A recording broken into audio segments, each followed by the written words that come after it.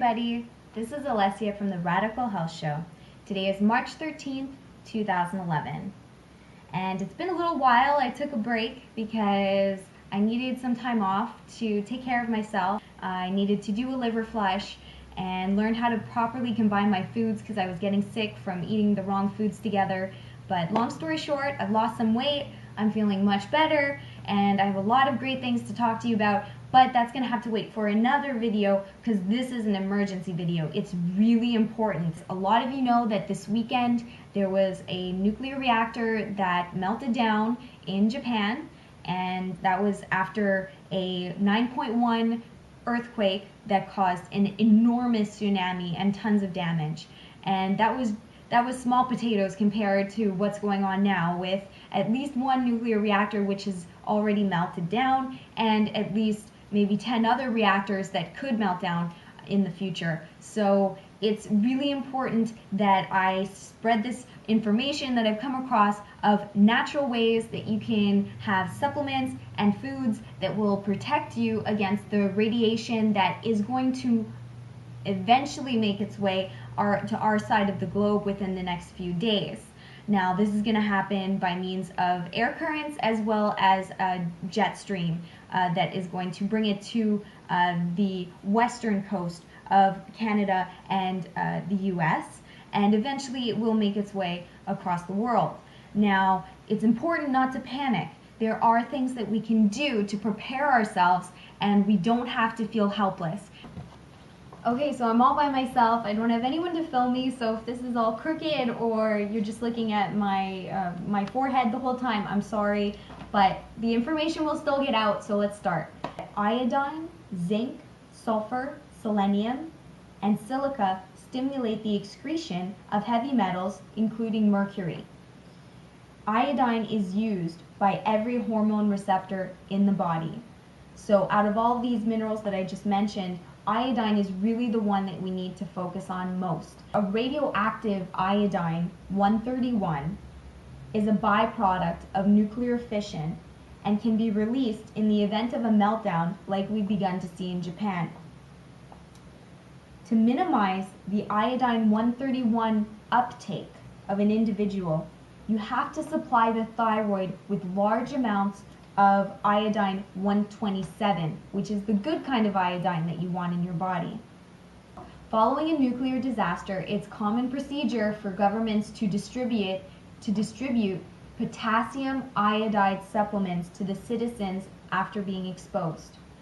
Now, you can go out and buy these supplements, or you can make your own by purchasing lab-grade potassium iodide from the website that I'm going to post below, and making the potassium iodide supplement that my good friend Tony has a video about. Now, Tony Pantelleresco has his own YouTube show called Herb Plus Beadworks, and he has fantastic episodes showing how you can make your own home remedies and supplements.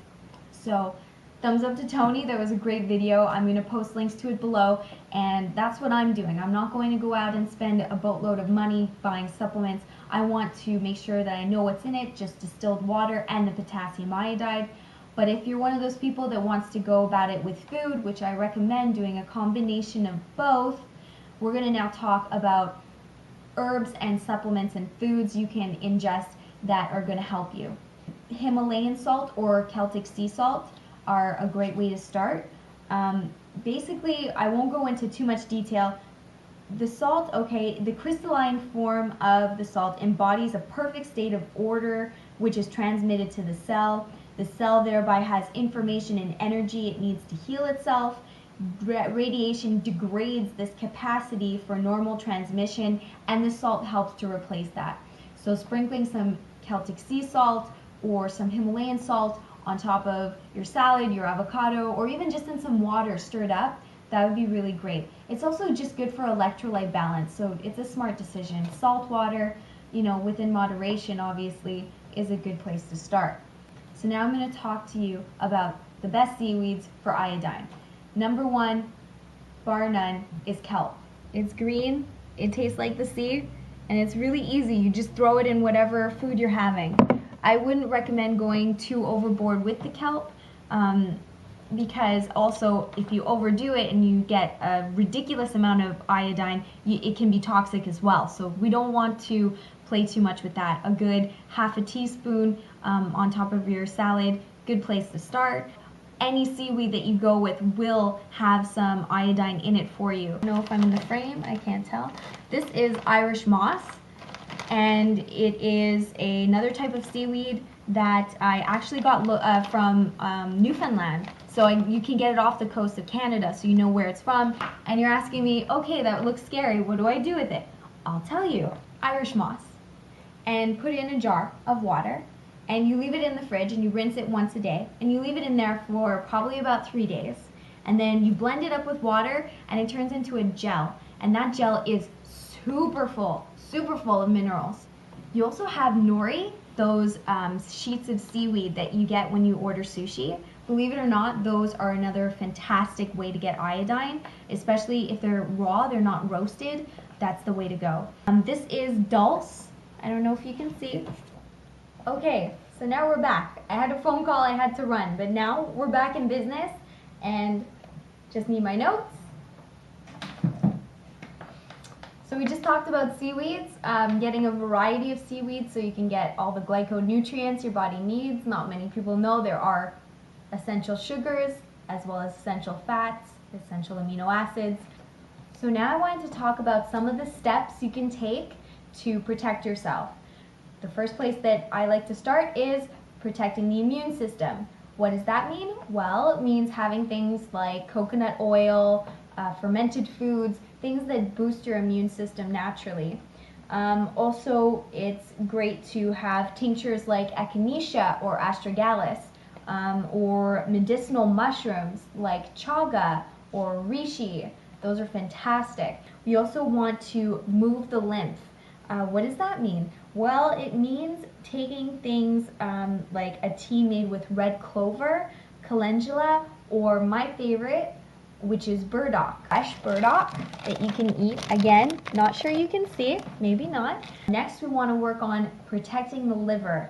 The liver is going to work very hard for you to try to take all of the toxins out of your body.